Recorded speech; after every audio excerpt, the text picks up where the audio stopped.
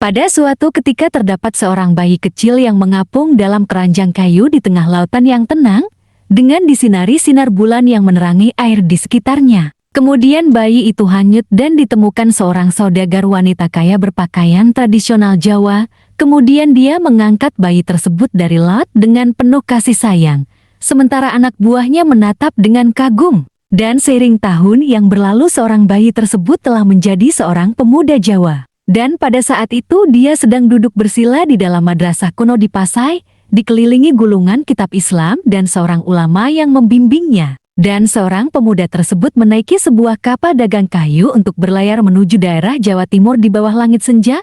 Pemuda tersebut berpakaian putih berdiri di dek dengan tatapan penuh tekad. Tahun demi tahun berlalu di atas Bukit Hijau, sekelompok orang membangun pesantren tradisional Jawa.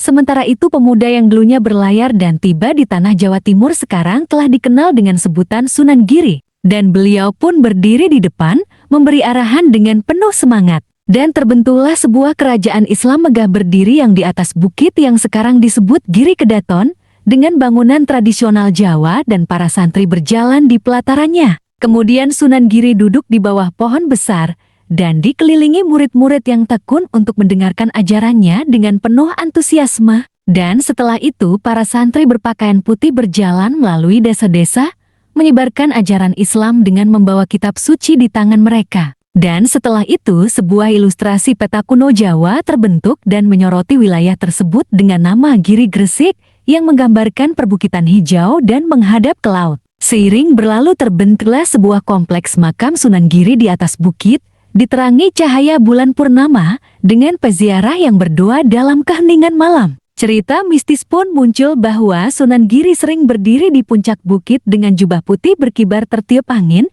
dikelilingi cahaya keemasan yang bersinar dari langit. Gresik juga terkenal akan pelabuhan kunonya yang ramai dengan pedagang Arab, Tiongkok, dan Nusantara yang saling bertukar barang di bawah langit biru cerah pada pagi hari. Dan pasar-pasar tradisional di Gresik tempo dulu, dengan wanita mengenakan kebaya dan pedagang menawarkan rempah-rempah serta kain sutra. Di masa sekarang terdapat seorang pemuda di zaman modern sedang berziarah ke makam Sunan Giri sambil merenungkan sejarah dan warisan Islam di Gresik. Dan pemuda itu adalah pembuat dari video ini. Nantikan video cerita berikutnya ya.